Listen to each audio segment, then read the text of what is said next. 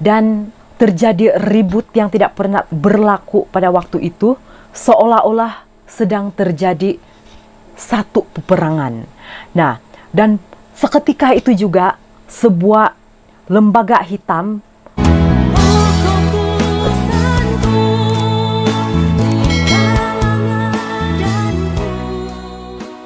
Oke, halo sahabat, bertemu lagi bersama dengan saya Ernestine Official, dan pada kali ini kita akan kembali bercerita tentang sejarah ataupun asal-usul pada sesebuah tempat yang ada di Sabah. Kalau sebelum ini kita sudah mendengarkan tentang sejarah asal-usul batu sumpa di Kimanis. Tetapi pada kali ini saya akan bercerita kepada kamu asal-usul nama Batu Punggul. Nah, mungkin ada di antara kita yang sudah sering kali mendengar nama Batu Punggul, tetapi kita tidak tahu macam mana cerita, ataupun kamu tidak tahu macam mana asal-usul terciptanya nama Batu Punggul. Oke. Macam mana bentuk Batu Punggul? Nanti saya akan sertakan beberapa gambar. Walaupun secara pribadi sebenarnya saya sendiri belum pernah datang di Batu Punggul, tetapi saya tertarik untuk bercerita kepada kamu karena asal-usul daripada Batu Punggul ini mempunyai satu cerita yang sangat-sangat menarik untuk kita sama-sama mengetahuinya. Oke, ceritanya bermula seperti ini. Alkisah, pada zaman dahulu terdapat dua buah rumah yang telah dipisahkan, rumah panjang yang telah dipisahkan oleh sebatang sungai yang mengalir, yaitu Sungai Sepulut. Nah, dua buah rumah panjang, saya akan katakan rumah panjang E dan rumah panjang B.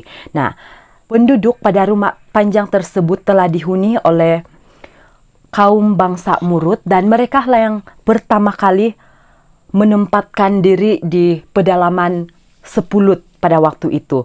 Ketika itu juga mereka masih mempercayai kepercayaan animisme ataupun dinamisme, yaitu mereka mempercayai pada roh-roh, ataupun mereka mempercayai hayul, mereka mempercayai sebagainya yang berhubungan dengan kuasa-kuasa gaib. Nah, mereka telah menciptakan berbagai berhala untuk berhubungan dengan dunia gaib. Dan menurut kepercayaan nenek moyang mereka, sesiapa yang melanggar pantang larang mereka akan dikutuk dan mereka akan mendapat malapetaka. Dan seperti apa sahaja pantang larangan yang mereka adakan pada waktu itu tidak dinyatakan secara detail.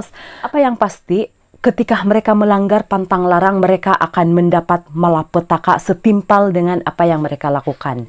Nah, satu hari, satu ketika, salah seorang daripada penghuni di rumah panjang ini, mereka telah mengadakan satu upacara tinau, ataupun tinau ini adalah satu upacara penghantaran dari pihak lelaki ke pihak perempuan. Ketika mereka mengadakan upacara tersebut, api yang dianggap sebagai penghangat mereka pada waktu itu telah habis. Dan malangnya juga mereka telah kehabisan kayu api untuk dibakar. Sebabkan mereka telah kehabisan kayu bakar untuk dibakar, pengurus majlis pada waktu itu, pengurus upacara tinau pada waktu itu, mereka bermesyuarat mencari ide macam mana cara dorang mendapatkan kayu bakar. Jadi mereka mendapat satu ide, mereka meminta bantuan daripada penduduk rumah panjang B untuk menghantarkan, untuk meminjamkan mereka kayu bakar. Para pengurus majelis pada waktu itu, mereka telah mengutus salah seorang untuk memberitahukan penduduk di rumah panjang B bahwa mereka ingin meminta bantuan agar mereka diberikan kayu api ataupun kayu bakar. Yang diutus itu berlari ke tepi sungai untuk berteriak meminta bantuan daripada rumah panjang B ini. Dia berteriak-teriak, tetapi malangnya pada waktu itu banjir besar terjadi pada sungai.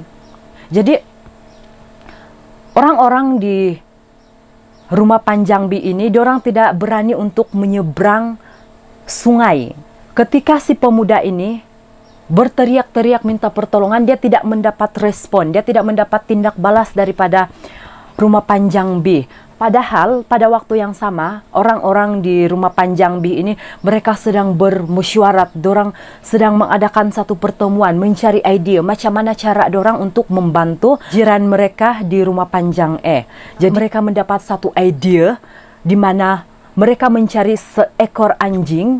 Anjing itu yang dianggap gagah, yang dianggap kuat dan mampu untuk menyeberangi sungai yang sedang banjir. Ketika mereka menemui anjing tersebut yang mereka anggap kuat, mereka mengikatkan seutas tali pada kepala anjing itu.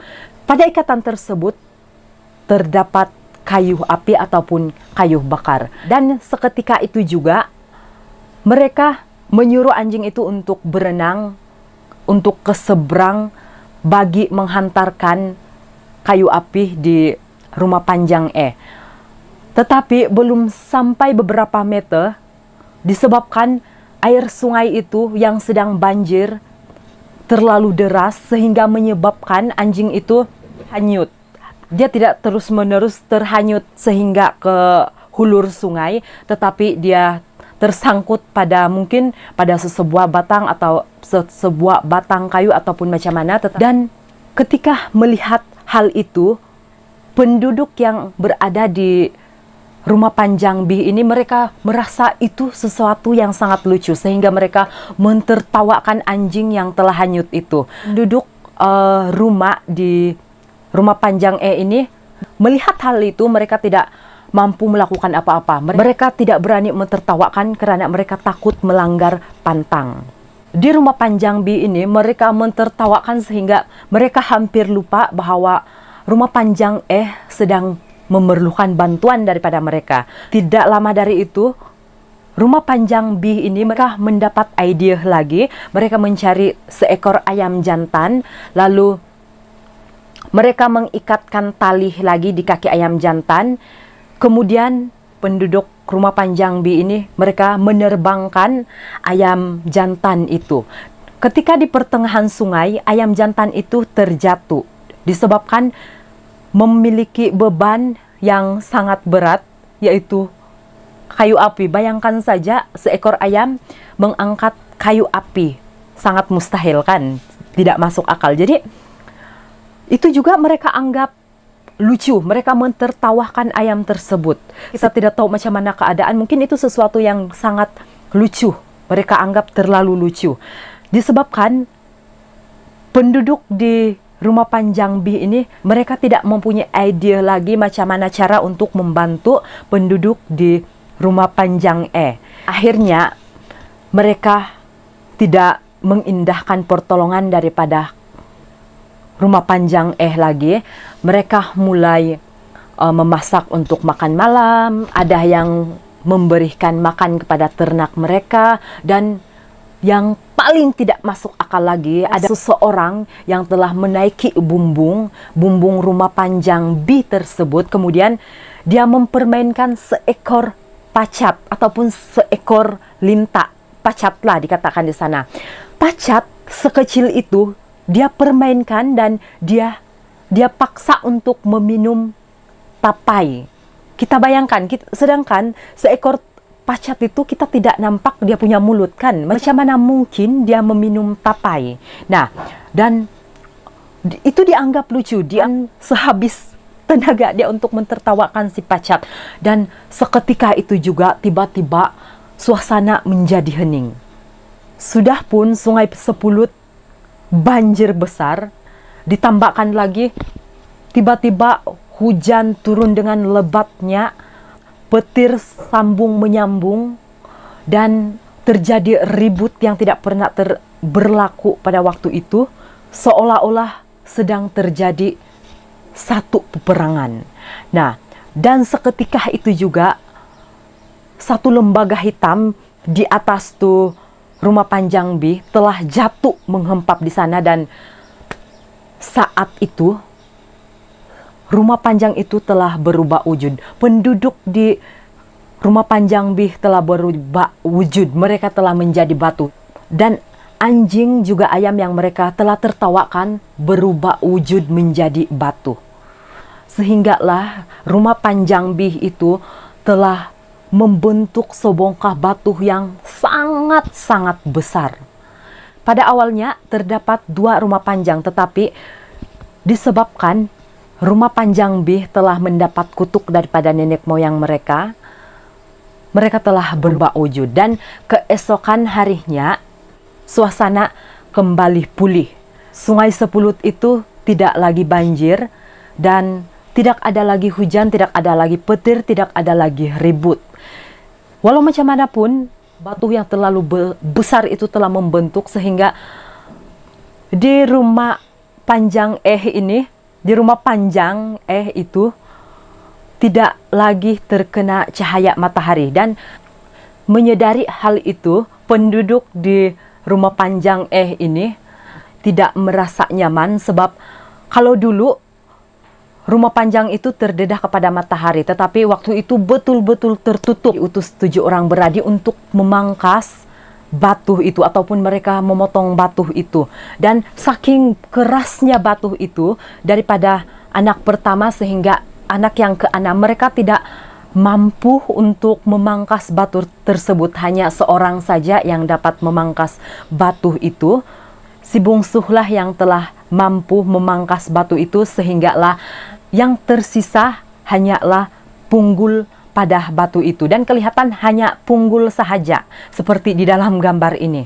Nah, jadi disebabkan pada awalnya batu itu telah membentuk terlalu besar, sehingga menutupi cahaya matahari untuk menyinari rumah panjang kan. Tetapi disebabkan oleh kekuatan, mungkin kuasa gaib yang dimiliki oleh si bungsu, sehingga dia berjaya memangkas batu tersebut dan hanya meninggalkan punggul batu itu sahaja. Dan itulah sebenarnya cerita daripada asal mulanya nama batu punggul itu diberi.